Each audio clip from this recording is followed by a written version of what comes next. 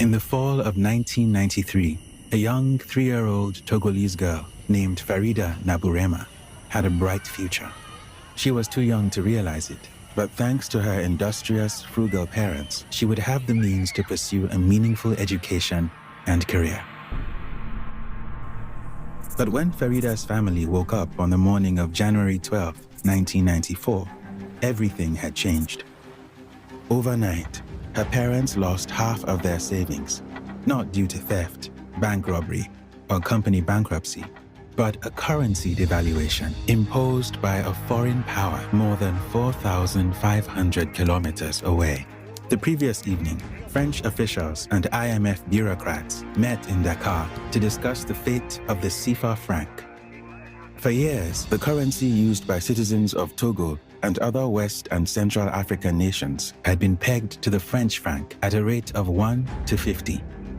But when the late-night meeting concluded, it was 1 to 100. The economic fates of tens of millions of people had been decided by French leaders, with the complicity of pro-French rulers of countries such as Togo and Ivory Coast.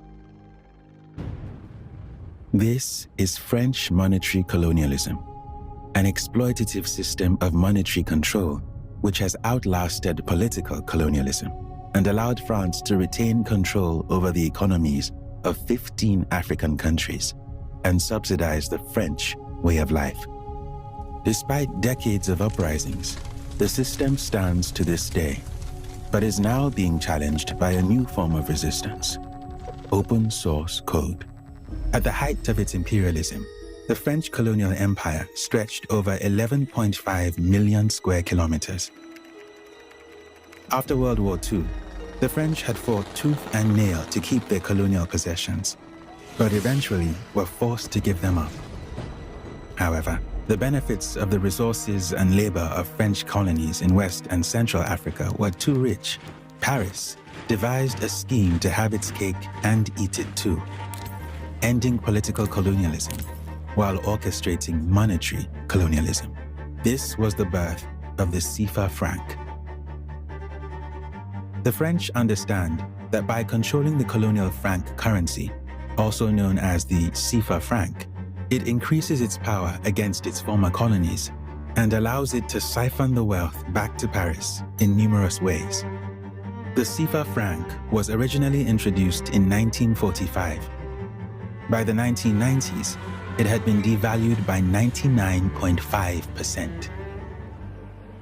The CFA farmers and producers have no recourse. France still manufactures all of the notes and coins used in the CFA regions, charging 45 million euros per year for the service.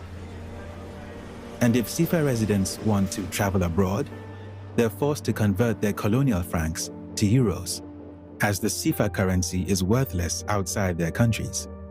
France again takes its cut. With the guise of generosity, France grants loans to its CFA nations for infrastructure developments, but the work is contracted to French companies. This is the infamous double loan. The taxpayers of countries like Ivory Coast are on the hook for the entire loan plus interest, while the French get paid back twice. First, in an immediate sense, when the loan is used to pay a French company to complete a project, and then later, when the principal plus interest is paid back on the loan. By denying CFA nations the ability to produce their own manufacturing-based economies, and by steering CFA nations away from consumption agriculture and towards producing inedible exports designed for world markets, they eliminate sovereignty and engineer dependence. Today, the CFA system has been Africanized.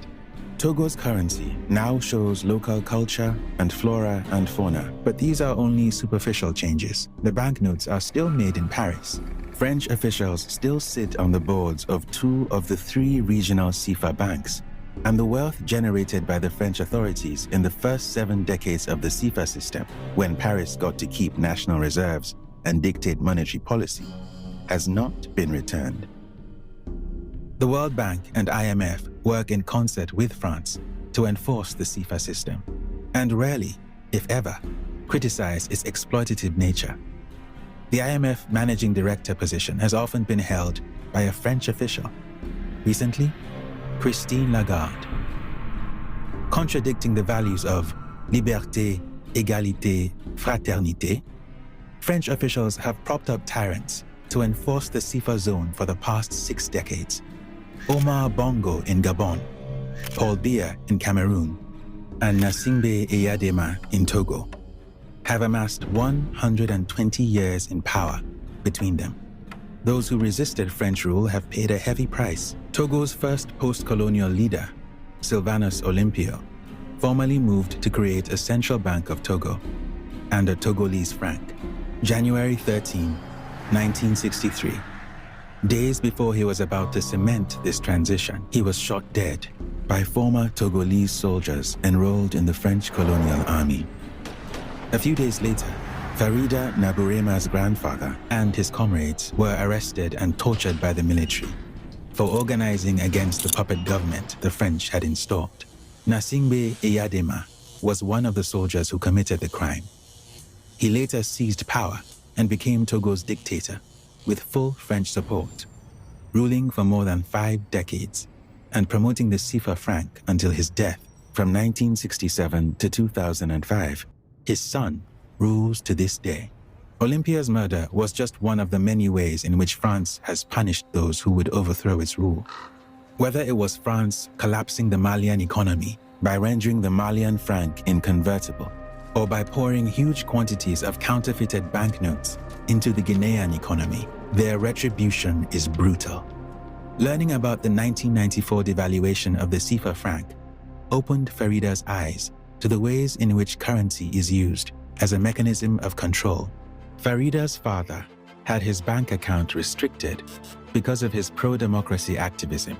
Farida, fearing the same retribution, has turned to Bitcoin, which has been a financial lifeline to keep the democracy movement going inside Togo's dictatorship. When I discovered Bitcoin, I realized it was a cultural, scientific, and most importantly, economic revolution all bundled into one. People in the West might be skeptical about Bitcoin. If you have Venmo and Cash App, you might not see why it is important. But when you go to Togo, more than 75% of the people have never set foot in a bank. Today, Africa is made up of 54 countries and on incredible 46 currencies. Bitcoin gives Africans the ability to unite on one monetary standard, controlled neither by dictators nor by colonial powers. Money and currency are buried beneath the surface in the global human rights movement. They hardly ever come up at human rights conferences and are rarely discussed among activists. Monetary repression continues to be hidden and not spoken of in polite circles. The reality today for the 182 million people living in CFA nations is that while they may be politically independent in name, their economies and money are still under colonial rule.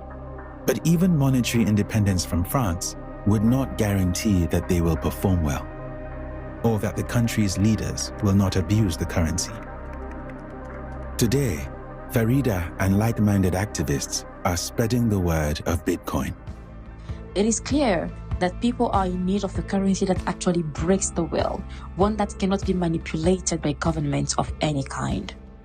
Cameroonian economist Joseph Tchanjang Poemi wrote, Monnaie, servitude et liberté. The thesis? Monetary dependence is the foundation of all other forms of dependence. The final words of the book ring especially strong today. Africa's fate will be forged through money, or it won't be forged at all.